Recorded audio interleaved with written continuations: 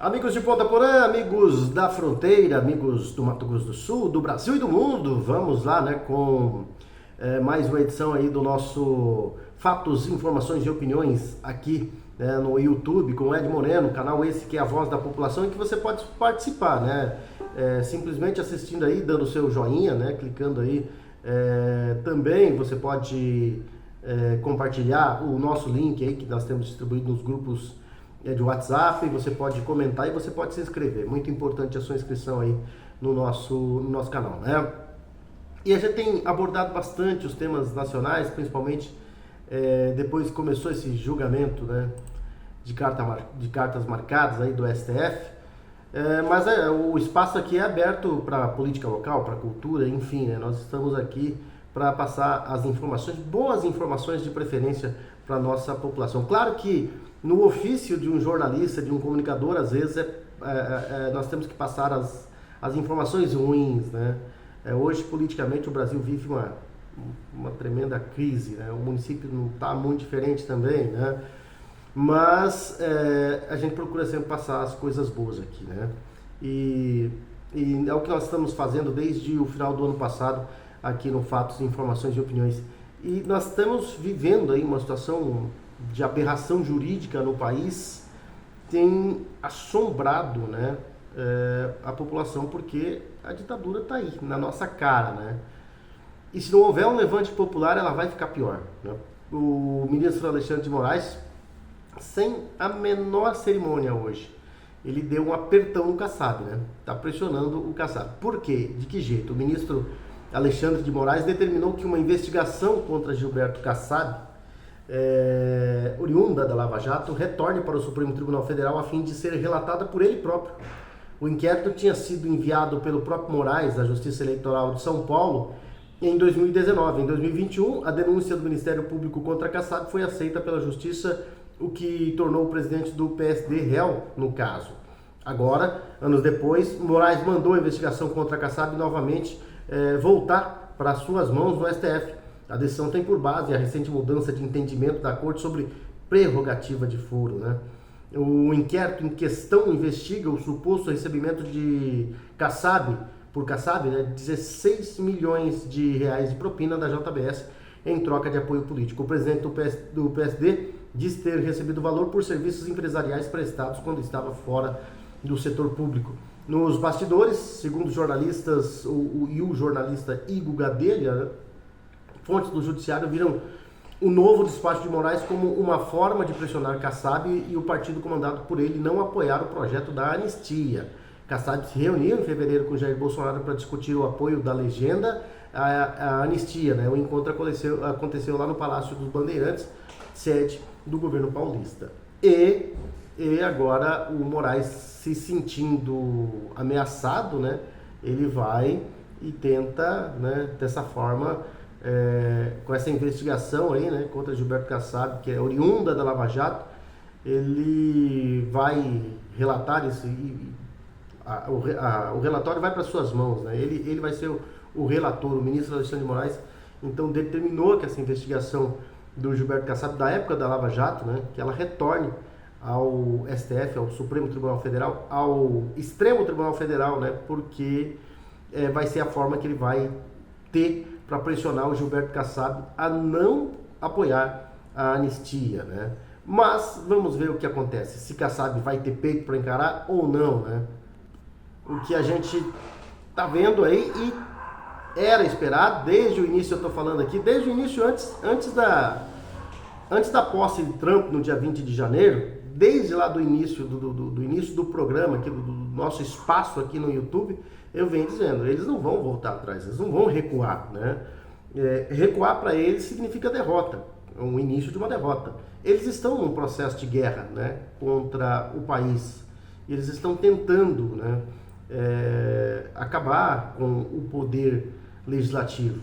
Então está passando tudo para ele, né, a ditadura do judiciário. E qualquer reação por parte do legislativo, seja ela através da Câmara dos Deputados, através do Senado, eles vão tentar conter, eles vão tentar segurar. E essa é mais uma forma, né? E era esperado que acontecesse isso. O que se espera muito, mas muito mesmo, é os políticos não tenham medo, né? Que o Kassab, por exemplo, enfrente essa situação. Mas será que vai ter, né? Aquele famoso rabo preso, será que vai desencorajar o Kassab a partir de agora, né? E o Senado vai continuar nas mãos de senadores covardes que não fazem nada pela população brasileira? Agora, o caminho mais certo é a população se levantar, é o levante popular. Caso contrário, não vai acontecer nada. Se existe alguma coisa que os políticos, principalmente as raposas, né, têm medo, é da pressão popular, é do povo. E se o povo não se levantar, esses políticos aí que têm medo da reação popular, se o povo não se levantar, eles vão permanecer na mesma, né? Vão permanecer na onda do STF. Agora, se o povo mostrar força, com força, não com manifesto de um dia, isso aí não serve mais. Mostra força, mas não é uma força que hoje precisa ser bem maior. Esses movimentos eles precisam ser diários e por um longo tempo, para mostrar a insatisfação popular realmente com o que está acontecendo. Se houver essa pressão popular, os políticos mudam rapidinho. Eles vão para o lado do povo. Mas é preciso ser contundente, persistente nesses manifestos, né, nesses pedidos, nessas exigências populares junto aos políticos. Principalmente as raposas, repito, principalmente as raposas. Esses têm medo da pressão popular, né? Porque eles têm medo de perder mandato, perder seus privilégios, então está na hora do povo começar a pressionar, né? A pressão popular. Vai vir sanções dos Estados Unidos? Vem, mas não não é o suficiente se a população ficar quieta, né? Vai ser preciso um levante, vai ser preciso uma reação popular, porque a coisa tá feia aqui no Brasil, né? Para acabar com essa ditadura do judiciário, é preciso que o povo se levante para encorajar os políticos a se levantar contra o STF. Senão, né, eles vão ficar lá com medinho, com o rabo preso entre as pernas ali e não vão fazer absolutamente nada. Então é preciso que a população acorde para o que está acontecendo no Brasil. A coisa vai ficar feia, né? A coisa vai ficar muito mais feia do que já está, se não houver um levante popular, se não houver uma reação popular. Tomando água, que a garganta hoje está complicada, né? Uma gripe querendo chegar, a tosse chegou, então tem que molhar as palavras aqui, né? E o ex-presidente Jair Bolsonaro, do PL, presidente de honra do PL, né, ele manifestou interesse em dialogar diretamente com o ministro Alexandre de Moraes do Supremo Tribunal Federal, o STF, para discutir a individualização das penas impostas aos envolvidos nos atos de 8 de janeiro, né, de 2023. Bolsonaro defendeu que a conversa aconteça de forma pública e transparente, ao vivo e transmitida em canal aberto, para garantir que todo o conteúdo do diálogo fique devidamente registrado, né? Abre aspas para o ex-presidente Jair Bolsonaro: eu gostaria muito de discutir, não sei se ele vai, talvez até me responda grosseiramente, né? Eu e o ministro Alexandre de Moraes falarmos sobre esse assunto. Não quero marcar reunião, eu gostaria que isso acontecesse, mas não vou pedir não, ele disse que não vai pedir, né? No fecha aspas ali, ele disse que vai pedir, né? Foi a declaração dele durante entrevista coletiva no Senado. Ele disse que não vai pedir a reunião, ele não quer marcar reunião, mas ele gostaria de falar cara a cara com o Alexandre de Moraes. Se ele pedisse, eu tenho certeza que o Alexandre de Moraes não aceitaria. Já tremeu na base, no primeiro dia, né, do julgamento, se Bolsonaro e os outras sete pessoas fossem réus, né, fossem considerados réus. Já tremeu na base, já gaguejou. Ele não faria isso. Ao vivo, muito menos, né? Não faria isso. Jamais, né? Mas o que o Bolsonaro quis dizer é que no tete a tete ali, ele conversa com o Moraes. Ele não foge do Moraes, não. Ele não tem medo, né, desse pessoal que o está perseguindo. Mas, né, eles não vão, né? Eles são covardes, eles agem assim, dessa forma mesmo. Agem, a ditadura, o ditador é covarde por natureza, né? E eles são covardes, eles agem aí na canetada, porque agora eles estão com poder. Infelizmente o nosso legislativo deixou chegar a esse ponto, é preciso reagir, e se não houver reação, vai ficar pior. Vai ficar muito pior. O pastor Silas Malafaia comentou a expectativa sobre a atuação da Frente Parlamentar Evangélica na gestão recém-impossada sob a liderança do deputado Gilberto Nascimento do PSD de São Paulo. Ele citou a anistia aos presos de 8 de janeiro como fundamental entre as pautas do colegiado. Nos bastidores da Câmara dos Deputados, interlocutores afirmam que Malafaia participou ativamente da articulação da presidência da Frente Evangélica e conseguiu virar o jogo para desbancar o deputado Otônio de Paula, do MDB do Rio de Janeiro, candidato apoiado por parlamentares governistas. Passada a eleição, Malafaia diz que a bancada evangélica não é para ser uma trincheira da oposição ao governo e que o colegiado deve se posicionar sobre o que é fundamental e justo para a sociedade. Hoje está difícil. Hoje realmente complicado aqui, né? A anistia aos presos do 8 de janeiro, na avaliação do pastor, é indispensável entre as pautas a serem defendidas pelos parlamentares evangélicos, né? E a Frente Evangélica tem que ser franca e transparente. Se for necessário criticar, vai criticar. Ela deve se posicionar caso o governo seja contra algo que é fundamental e justo para a sociedade, segundo Malafaia em entrevista à revista Oeste. Ele disse, por exemplo, a Frente Evangélica deve se posicionar sobre a anistia, porque isso transcende a questão de esquerda ou direita. Indagado sobre a postura do atual presidente da bancada em relação ao governo Lula, o pastor afirmou que não há cenário de tranquilidade e que a distância entre evangélicos e o governo petista é resultado de declarações e ações do presidente Luiz Inácio Lula da Silva. Abre aspas para o Silas Malafaia, não fomos nós que ficamos contra Lula, foi Lula quem ficou contra nós. Lembro de Lula, aqui no Foro de São Paulo, dizendo aquilo que historicamente combatemos, costume, família e pátria.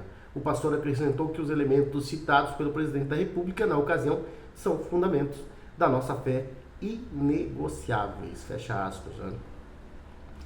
O Silas Malafaia entra no jogo, né? Pressionando aí a bancada evangélica, e tá na hora também, né? Tá na hora de começar a se posicionar, porque a situação tá feia no Brasil, tá complicada mesmo. É hora dos bons políticos levantarem, é hora do povo pressionar a classe política brasileira, porque a coisa tá feia. Quem andava meio sumido e apareceu agora foi o general Mourão, né? Senador Mourão, Hamilton Mourão, em suas redes sociais. O senador detonou o ministro do STF, Flávio Dino. Ele disse que o ministro Flávio Dino, em julgamento realizado no dia 26 deste mês, declarou que os militares gostam mais de armas do que suas esposas. Ao proferir tal afirmação, Dino ofende, generaliza de maneira maldosa e demonstra claramente seu preconceito em relação aos homens e mulheres que integraram as Forças Armadas, né? Na mesma direção, ao afirmar que militares ativa e na inatividade estão sempre armados, fala o que não pode provar, ou seja, mente, como é de costume de esquerdista e de comunista, e mostra desconhecer a realidade da categoria composta por cidadãos que antes de serem soldados são cidadãos. Ainda segundo Dino, havia armas no 8 de janeiro como canos de PVC. Seria mesmo um golpe de Estado ou uma reunião de encanadores? Ele prossegue dizendo, lembro ainda que todas as pessoas que compareceram ao ato, sendo vários com suas famílias, foram revistados na rodoviária de Brasília. Por fim, ao falar que o que falou, Dino se contradiz em sua própria afirmação de que não julgamos pessoas, mas fatos e provas. Lamentavelmente, a sua retórica elegante, serena e bem formulada tecnicamente é totalmente dissociada de sua conduta, comprometendo em absoluto a imparcialidade do processo. O ministro Dino deveria se desculpar ao ministro de Defesa e o ministro de Defesa deveria exigir tais desculpas. Né? Não acho nada elegante e nada serena. Né? Ele é debochado, né? E demonstra claramente que ele não gosta da população, do pessoal de direita. Ele não gosta de militares, ele não gosta das Forças Armadas, e os militares das Forças Armadas também são responsáveis por ter chegado a esse nível de ditadura no judiciário, né? Eles, como poder moderador, deixaram acontecer, estão deixando acontecer e a coisa vai ficar pior, né? Apareceu o Mourão, né, falando alguma coisa, né? E a líder da minoria na Câmara dos Deputados criticou a atuação da primeira turma do STF, que tornou o ex-presidente Jair Bolsonaro réu por suposta tentativa de golpe de Estado. Carol Detoni, né?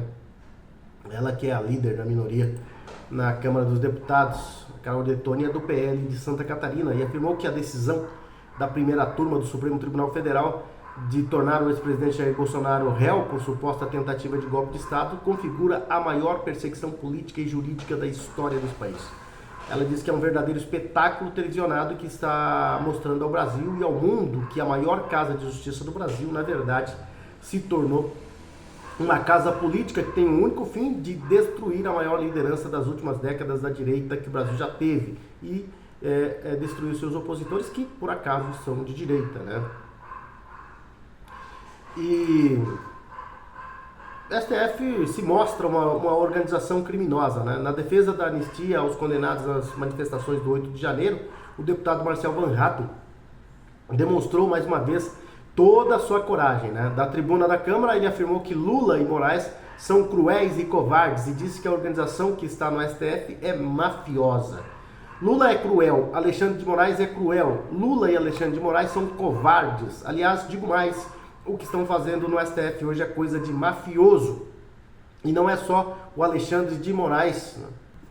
Van Hatten diz que não é só o Alexandre de Moraes, que uma máfia depende de uma organização. E a organização que está hoje no STF é mafiosa, colocando inclusive a faca no pescoço de várias outras pessoas.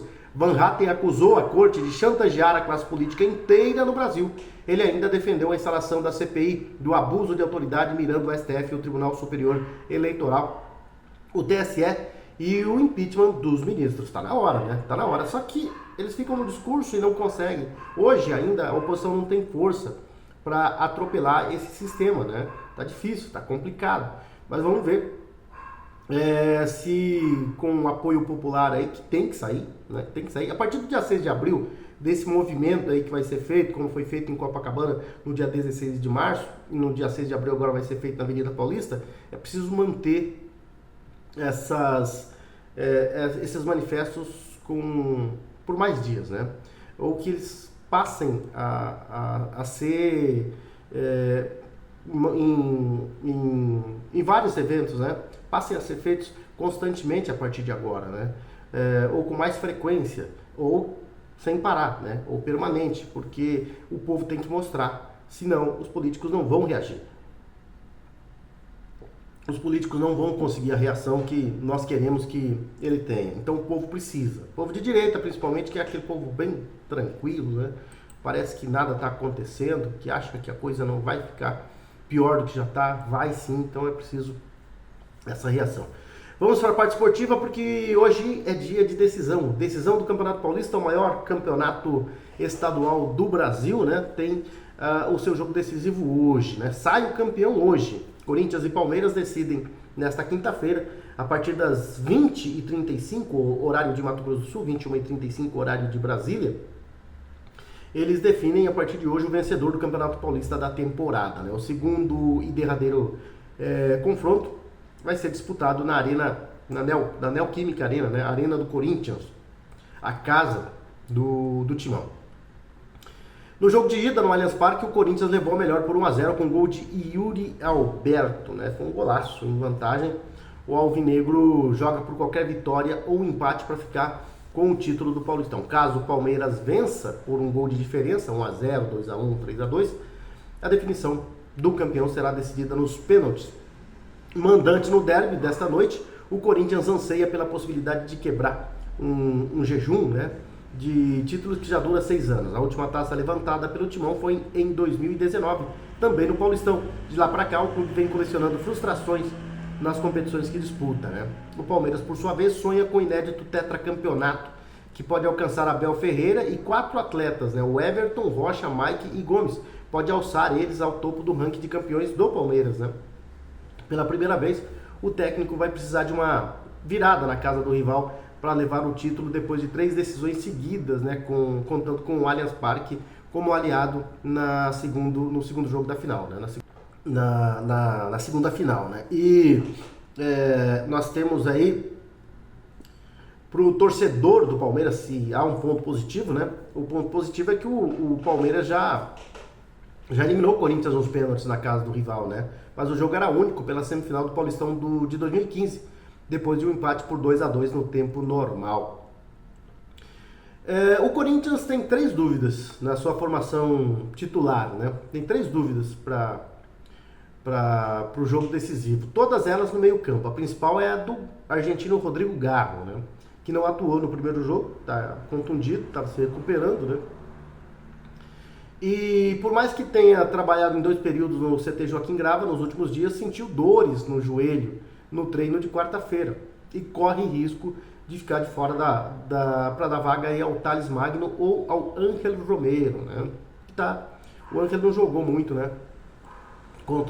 Na seleção paraguaia, mas e ele tem mais condições, né? Deve ser se o Garro não jogar, deve ser o Romero a jogar, entrar como titular, né? Convocados por suas respectivas seleções na data FIFA, o peruano André Carrillo e o venezuelano José Martínez também não trabalharam com bola na véspera da decisão e podem ser sacados da equipe titular. Caso eles não joguem, Ramon Dias deve escalar Alex Santana e Rian nesse setor.